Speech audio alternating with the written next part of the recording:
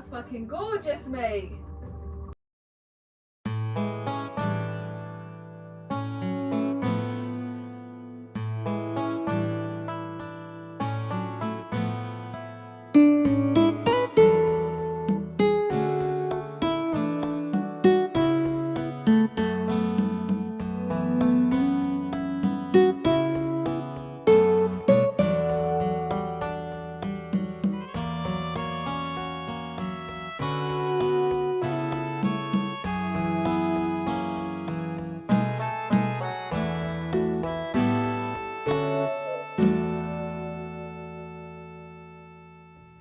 Good morning. Welcome to my cooperatives workshop. This is where I do the majority of like the building and the maybe more creative side of the practice that you didn't really get to see in the previous video. I'm not entirely sure what will happen in this video or even if it will come to fruition. I think it might be like a weekend with me kind of video. So since maybe you last saw me, I washed my hair for the first time because when it's so bleached and damaged, it's pretty good not to wash it. But the trouble is, once I washed out all of the product from the salon, it basically became this very floppy mess. So I put some gel in it this morning, and it's not crunchy as such, but it's giving mad scientist a little bit. We also had a friend round for dinner last night, and he cooked some incredible food, and he also brought along some beers that he'd found in the park, which, you know, we're not above drinking beers that are found in the park. They're sealed, but they were out of date by about 8 months. And I'm mildly allergic to alcohol, and so just this side of my face, if it looks red and blotchy, I think is an allergic reaction to the hops that were in this beer that had been extra fermented. Aside from that, feeling pretty good. I might make some microphones with Christine, or it might just be footage of us working on our machines, because on Fridays we have our cooperative meeting. And we're a dispersed cooperative, so some of us are in London and some people are currently in Catalonia, some people are in Berlin, some people are in Hanya, which is in Greece. So we try and meet online quite once a week or twice a week to make sure that we're getting through the work that we need to get through. Maybe I'll give you a little tour. So this is like the main space. This is a table that we built, and you can't really see it, but there's a chair there that we built. This board has all that audio cables on. This bookshelf has also been made by us. They're basically made of pallet wood, and they're by, I wonder if his book is here or if it's been donated. Ah, there he is. You're currently sat on the bookshelf that has our library on it. Enzo Mari, who is a communist Italian designer, but he basically created this book, and it's like, this is all the instruction you really get. You get an image of the finished piece, you get an assembly diagram, and then you get, it says, this is literally it, and then you get, like, I don't know if you can see, like, how many pieces of wood you need and in what dimensions, and you kind of figure it out yourself. It's like IKEA, but with even less instruction. This is available as a PDF online. If you just search Enzo Mari Auto Protagione or Enzo Mari Furniture PDF, then you can find it for free, because as a communist he did believe that people should be able to make these things. And so it might be Monoscope has put it up, or someone's hosting it somewhere. You can download it for free. And I'll show you our library. That's where you were sitting, but we just have a collection of texts and equipment and radios, and it's just a very nice place to hang out. We make coffee and tea and listen to sounds. I found out from the last video, most people stop watching around the 3-minute mark, because I think in the last video I was doing quite a lot of talking before there was any kind of montage. I think a montage, one, it feeds into our like limited attention spans, but two, it kind of sets up like the vibe of the video. So if I begin a video with 5 minutes of me talking, well, if you're a new viewer, you don't really know what that is. You just have me kind of telling you about stuff. And I think it takes a lot of faith to watch a video by someone you don't know. I also think I'm gonna try be a bit less standardized. Like I said in the last video, I found myself recreating tropes in vlogs that I like watching, but I also like watching them whilst knowing that it's not that it's not a productive use of my time, but I think one of the things about vlogs is you get to learn about how another person chooses to live their life and the conditions they live their life in and the things they do within that time. And if we're all making videos about making coffee, going to yoga, going to see an art show, you know, like, what are we really learning? When there are many, many interesting factors in our lives.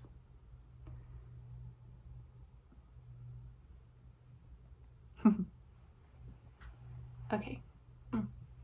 Do we say something? You can say something, you can wait. Basically, I'm trying to teach you, like, every time the camera is here, that is a person who's in the room with us, right? Because that's what a vlog is. So I'm just trying to, like, introduce the camera to the people that I meet. Hello. Oh no, I'm so zoomed in. Well, you can do whatever you want. You can wave. Am I eating dough? You're... The story of the 4 a.m. could be that of a headlamp walking home in the landscape of Seyðisfjörður, or a secret place in the middle of radio nowhere. station. It's made up. Really nice together.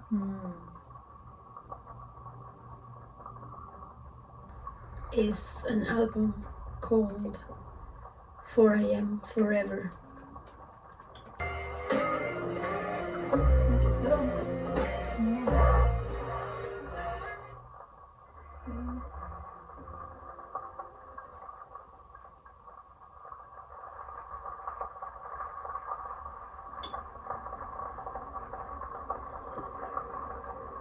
We can turn off the radio if you'd like. I like a mixture of it. I think it's like, oh, she's an eco baddie. Yeah, there's an eco baddie. Yeah, they're an eco baddie. Yeah, this is eco baddie. Yeah, this is some sort of music and ecological sound. This is just a gravemere lifestyle. This is it. This is it. This is what I do. I just play my tracks and then put a stream underneath it. There we go.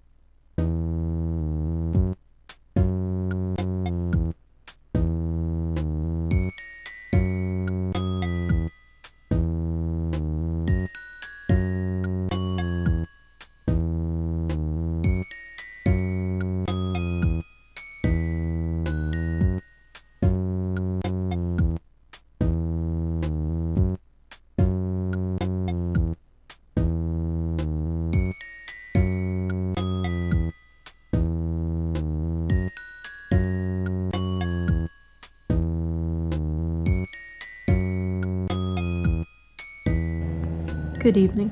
You can probably hear the boiler in the background. It's coming up to 11 p.m. and I am immensely sleepy, but Sam is in the shower. Today was a very nice day, actually. There was a nice light to it. It was nice to be outside, it was nice to walk, it was nice to spend time with elderly people. It was nice to go to a shop that had been recommended to us many months ago, and we never found time to make the trip. In my previous video, I was depressed about the fact that there's very few opportunities coming my way, and that I'd been rejected from a bunch of applications. And since I made that video, Soundcamp have been invited to both Switzerland and Slovakia. So it just goes to show how quickly things can turn around. I really should go through to the other room and put the bed down. But I'm so comfortable on this sofa. That's the thing about having a bed that you roll up every morning.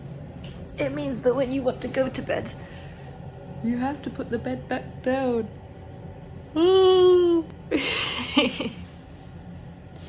Okay. Okay. I can do hard things.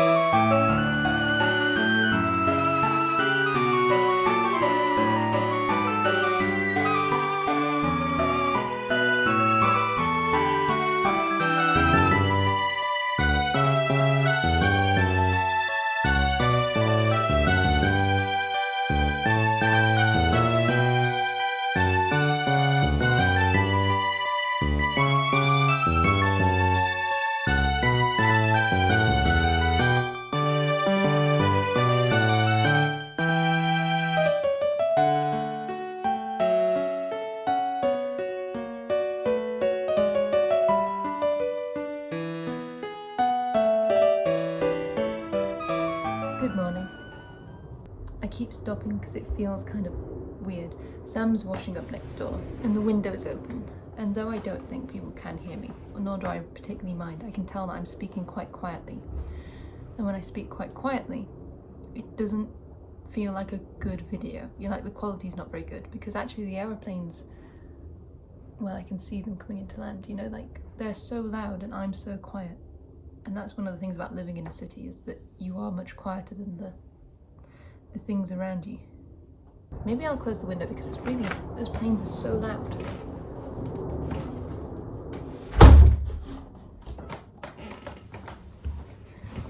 Okay, I actually feel a bit better now.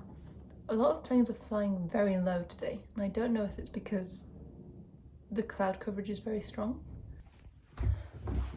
See, I find it very easy to talk to you like this. I guess because it's so informal, this is kind of how I would talk to people on video call. I don't video call people very often. This is very chill. This is very chill. I guess because we're lying down together, maybe. Whereas the moment that I put you up here, it just feels a bit presentationally.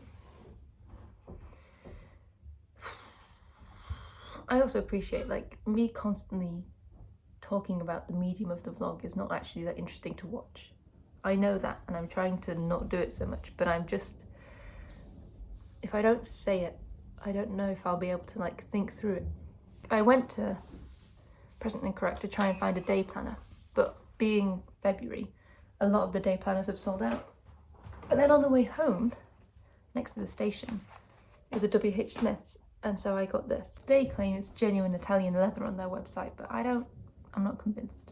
Because I am trying to be conscious about the usage of my phone. But the thing is, your phone is a camera.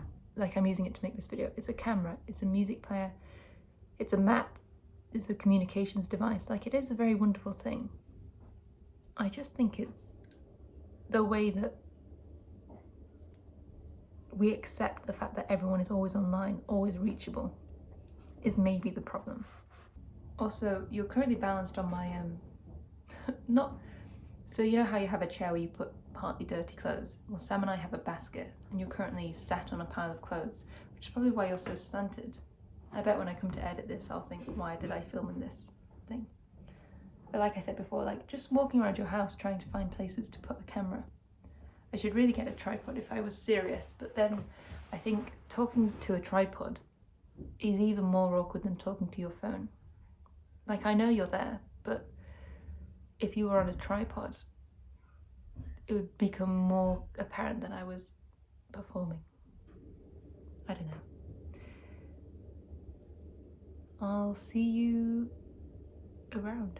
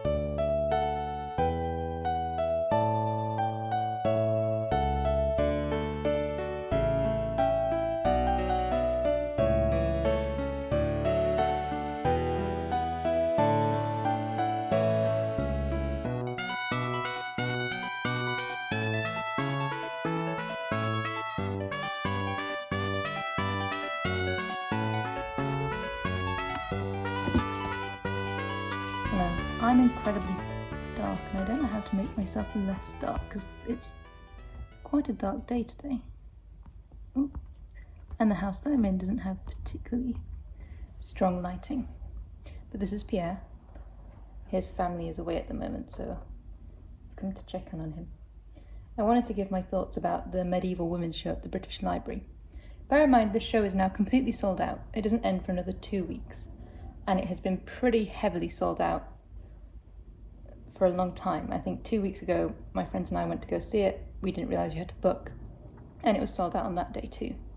I mean, it sells out in the week as well. There were lots of interesting things, but a lot of the manuscripts, because it's the British Library, a lot of the things in the show were books. And a lot of the manuscripts are in medieval French or medieval German or medieval English. And very kind of hard to decipher because it's that beautiful illuminated script. So you spend a lot of the time reading the panels that the curators have put next to the text. And it just felt a bit like I was interfacing the whole time. I wasn't actually engaging with any of the objects or textiles. Also, the way that the British Library works is that a lot of the glass panels are built into the side of the wall, which means you're kind of removed. And because it was so busy, it was very difficult to, kind of spend any time with anything because you're always conscious that you should move on so the people around you can see it too. They had some really good smell-based things. You know, you could open a cupboard and they'd recreated the smell that a woman had described in her visions of being around angels. Or you could open a cupboard and smell the smell of the devil, which had been written about what you would expect to smell if the devil had been nearby. Which, if you've been to Yeovil in York, the Viking installation, it basically smelled like that. So the devil must have been quite heavily around at the time. They had the famous Joan of Arc text. It was really interesting to see the document that condemned her as a witch, and then the document that revived her or talked about her as a saint and as a vital part of the French war effort for the 100-Year War. And those are physical objects, they were written at that time. Joan of Arc was a real woman. That kind of stuff was very interesting. But I don't think I came away I learned very much. And also it was very easy and very quick to get oversaturated with information because you're reading text, you're looking at text, reading a text, looking at a text. There was a mention of a trans woman as a sex worker who was being treated as a trans woman. She was in court for soliciting, but she was recognised as a woman, which was kind of nice to see. There wasn't really any direct mention of lesbianism, which seems odd to me in a show about women, and specifically, I don't know, it was all kind of framed around, well, women at the time were treated much less as men, or women had no power. Here's some examples of when women had power, and it's oh yeah, queens and the wives of lords, and yeah. I think my favourite section was the section on nuns, medieval nuns and their practices. I would say I would not recommend seeing it, but also you can't go and see it because it's totally sold out. So that's that. Once Pierre has had enough affection and gotten bored of me, I'm going to edit this video. So thank you very much for watching.